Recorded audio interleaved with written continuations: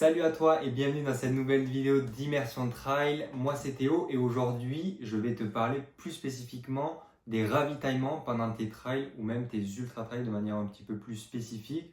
Parce que lors de mon dernier ultra en mai, je me suis rendu compte qu'il y avait trop de personnes qui arrivaient sur les ravitaillements, ne savaient pas quoi faire ou alors tentaient des choses un petit peu bizarres sans réellement comprendre pourquoi elles faisaient ni voilà, le fond de ce qu'elles entreprenaient.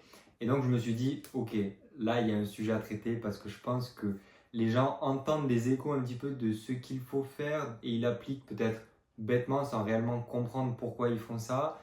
Ou alors ils voient des choses passer sur les réseaux sociaux, des choses que les élites peuvent faire et du coup ils se disent, ah ben peut-être que je peux essayer de le faire un petit peu pour moi de telle ou telle façon.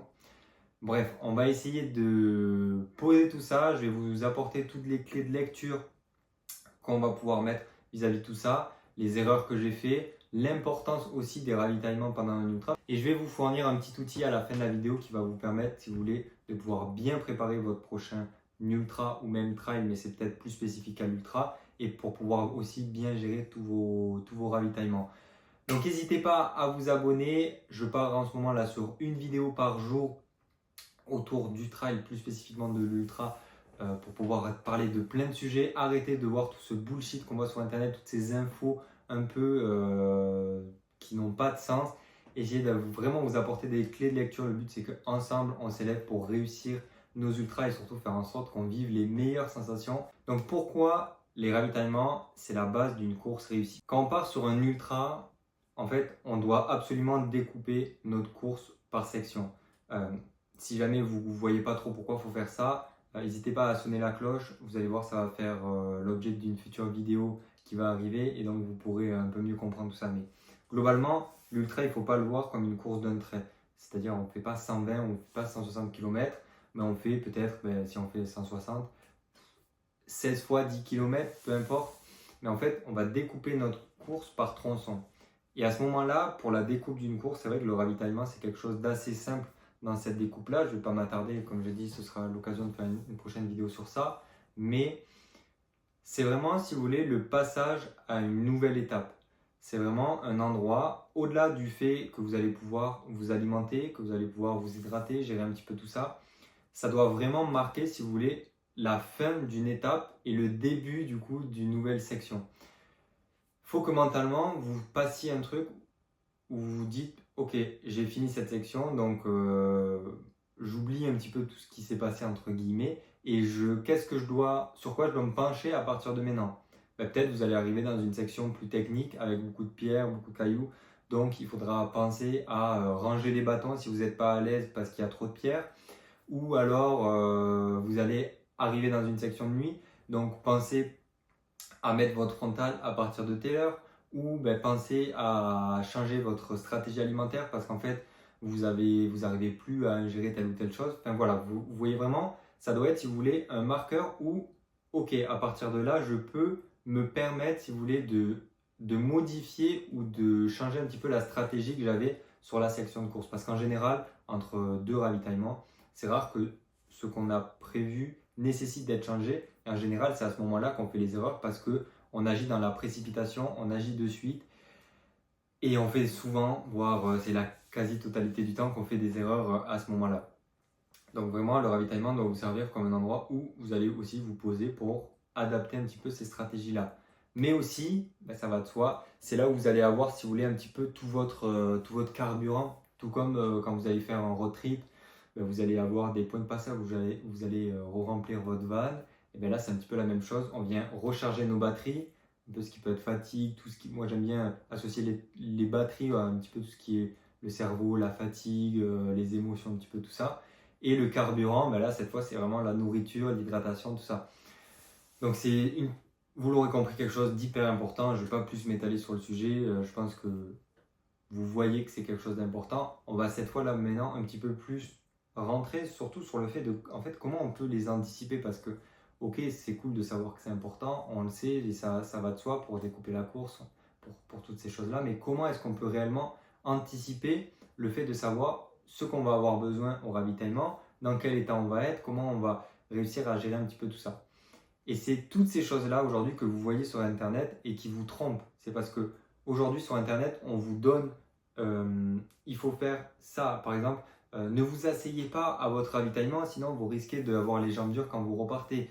Ne mangez pas ce que vous voyez au ravitaillement parce que sinon vous risquez de pouvoir dérégler votre stratégie nutritionnelle.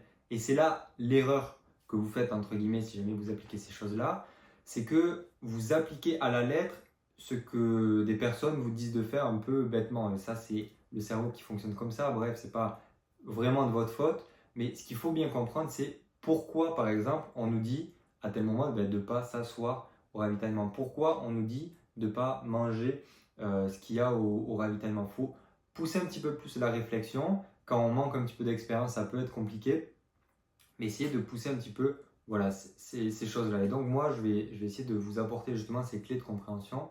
Et donc comment anticiper ou préparer du moins les ravitaillements, déjà vous l'aurez compris, ça va se passer à l'entraînement. Tout comme vous allez tester votre paire de chaussures, vos bâtons, votre sac d'hydratation pendant vos sorties longues et vos week-end shocks, vous ne prenez pas du nouveau matériel quand vous allez être sur la ligne de départ pour votre course. Mais là, c'est la même chose. Il faut pouvoir tester les barres que vous allez prendre, la boisson isotonique, les électrolytes, peu importe que vous allez prendre, vos gels, vos compotes, vos purées. Bref, toutes ces choses-là qu'il faut pouvoir tester. Ça, c'est uniquement d'un point de vue hydratation, nutrition. Donc, aux entraînements, pendant vos sorties longues, pendant vos week-end shocks, testez un petit peu les nouvelles barres que vous souhaitez prendre parce qu'elles passent bien sur les entraînements un petit peu plus courts. Par exemple, moi j'ai découvert lors de mes premières sorties longues que j'avais une saturation en barres sucrées et tout au bout de 3 à 5 heures si je mangeais que du sucré pendant cette période-là. Et vous voyez, si je fais l'erreur de ne pas tester ça, et qu'en fait à chaque fois je mange un petit peu mes barres comme ça sur mes sorties, je ne me serais jamais rendu compte de ça et en fait j'aurais rien pu ingérer par la suite.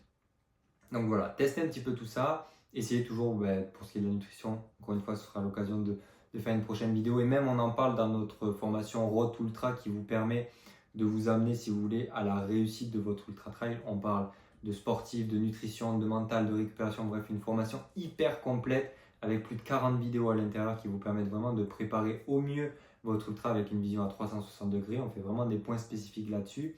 Et ce que je voulais dire, c'est qu'il faut pouvoir privilégier une nutrition peut-être un petit peu plus liquide sur ce qui va être milieu de course pour faciliter l'alimentation et éviter de mâcher ces choses-là. Donc si vous savez généralement ce qu'il peut y avoir aussi sur les ravitaillements, c'est bien de pouvoir anticiper ces choses-là en regardant des vidéos de personnes qui ont pu faire les courses auparavant, en vous renseignant sur le site de la course. Comme ça, vous savez un petit peu, ok, en fait, il y a des bananes, il y a des tucs, ce genre de choses. Et je sais plus ou moins si je peux ou pas ingérer ces choses-là. Et si donc, je vais pouvoir partir avec potentiellement des bananes dans mon camel et donc pas à chaque fois m'emporter énormément de barres parce qu'on voit trop de personnes qui ont des sacs trop lourds parce qu'elles ont que leur alimentation elles. Il faut pouvoir un petit peu aussi savoir faire avec ces choses-là. Donc vraiment, la première chose, c'est tester à l'entraînement ces choses-là. Ensuite, pour pouvoir anticiper et préparer ça, il faut pouvoir avoir une première visualisation de votre course. Donc savoir à quel moment viennent les ravitaillements pour savoir entre ces deux sections, je vais avoir besoin de boire à peu près tant d'eau, manger tant de barres. Et ça, c'est des choses, encore une fois, que vous allez tester à l'entraînement. Mais pour anticiper, il faut pouvoir avoir une première lecture de votre course. Et pour ça, c'est l'outil que je vais vous montrer à la fin de la vidéo qui va vous permettre un petit peu mieux d'avoir cette visualisation et d'avoir quelque chose à l'écrit. Donc, on se retrouve sur mon PC pour pouvoir vous partager le modèle de gestion de course qui est une ressource que j'ai mis dans la formation pour aider du coup les personnes un petit peu à pouvoir planifier leur course si vous voulez. Qu'elles puissent le faire en autonomie tout en du coup partageant un petit peu les outils que j'utilise.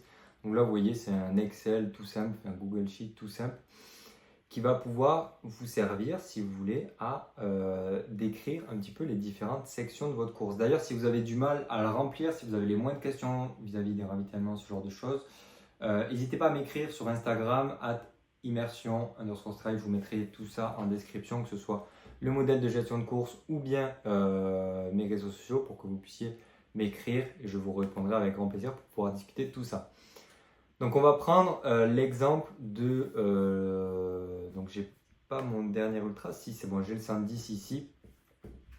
Dans lequel, oui c'était un 110 km. Donc vous voyez, j'ai pu noter tous les ravitaillements sont donc le départ. Je ne vais pas vous faire la liste de tout ça parce que ce n'est pas forcément le sujet, mais la distance au cumul. D'ailleurs, j'ai inversé ces deux sections-là, vous m'excuserez. Ici, c'est les sections du coup en distance. Tac, voilà. Les sections. Hop. Ici, c'est le D+, ici, c'est le D+, par section. Ici, c'est le D-, ici, c'est du coup les sections de D-.